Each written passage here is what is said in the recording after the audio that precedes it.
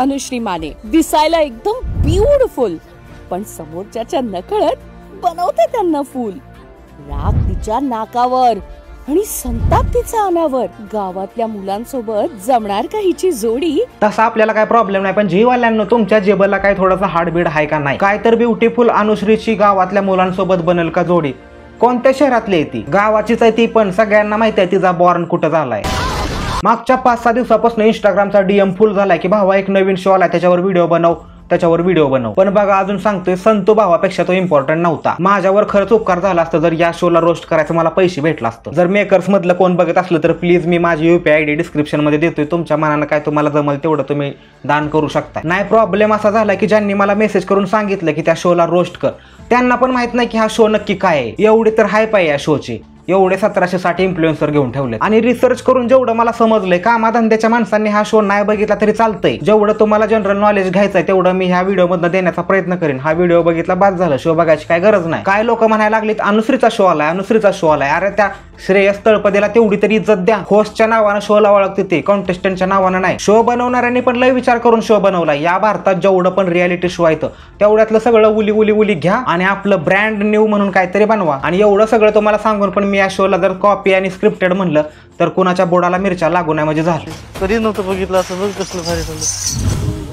Important आहे त्याच्यासाठी आणि ते पॉझिटिव्हलीच मी करणार. हे त्यांच्यासाठी नवीन लाईफ आहे. ग्रामीण वर्सेस शहरी हे पारंपरिक भांडणं आपल्यासाठी काही नवीन नाही. त्यालाच फक्त यांनी शोचं नाव दिलंय. नाही एवढा ताण घेण्यापेक्षा खास रे टीव्हीच्या जुन्या व्हिडिओज अपलोड केल्या असत्या. बैलगाडा मालक गेला शहरातल्या पुरी बरोबर डेटवर. अजून पण तुम्हाला सांगतो, जर तुम्हाला हा शो बिग बॉस आणि स्प्लिट विलाचा कॉपी वाटत असेल तर 2 हाना पण ओरिजिनल म्हणा. बघा या शो मध्ये गावरान पोरांना शहरी पोरींसोबत ठेवणार आहेत आणि मग ती गावरान पोरं शहरी लाईफस्टाईलचा अनुभव घेणार आहे. जास्त काय नाही, तसंच आहे. एखाद्या पंजाबीला म्हणायचं जा इडली डोसा बनव. लोकांना दाखवायसाठी यांना ग्रामीण लोकांचं कल्चर आणि शहरी लोकांचं कल्चर दाखवायचं, पण रियालिटीमध्ये फक्त ही ओव्हर ऍक्टिंगच आहे. इंडिपेंडेंट मुली आहात, तुमची स्वतःची एक आयडेंटिटी आहे, तुमचे स्वतःचे विचार आहेत आणि तेच आम्हाला हवेत या शो मध्ये, जे जेणेकरून त्या मुलांवर कसं ट्रेनिंग होतं, काय होतं.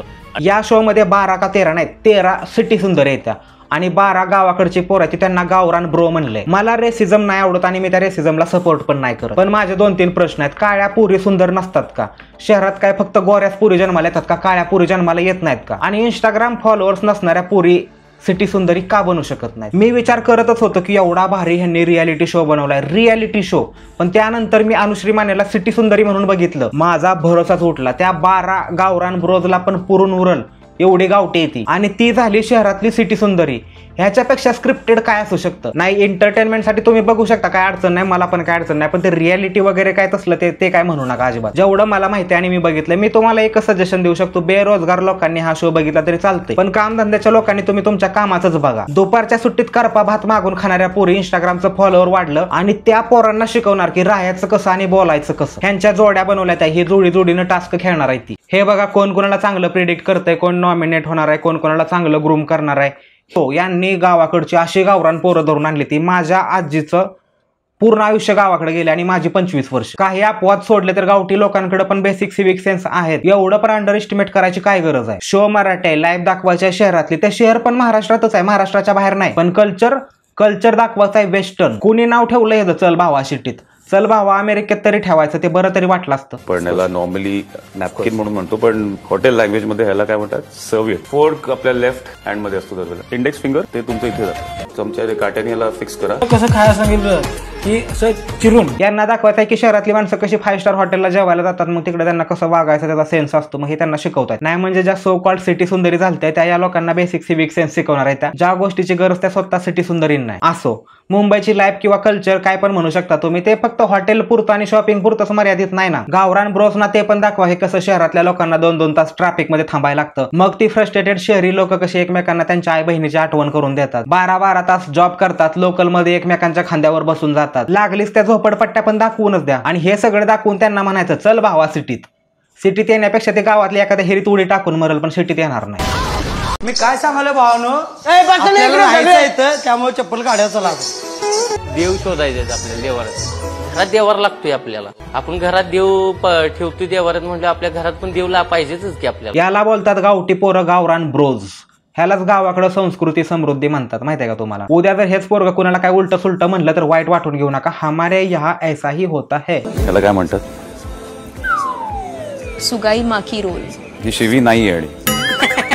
ए लगा लगा लगा काय जोक केला, एवढा फनी जोक केलाय. 2च मिनिटात आलो, थांबा मी आलं हसून हसून. काय भरवू तुम्हाला? जरा भरतो. मी उठतो, तुम्ही काय.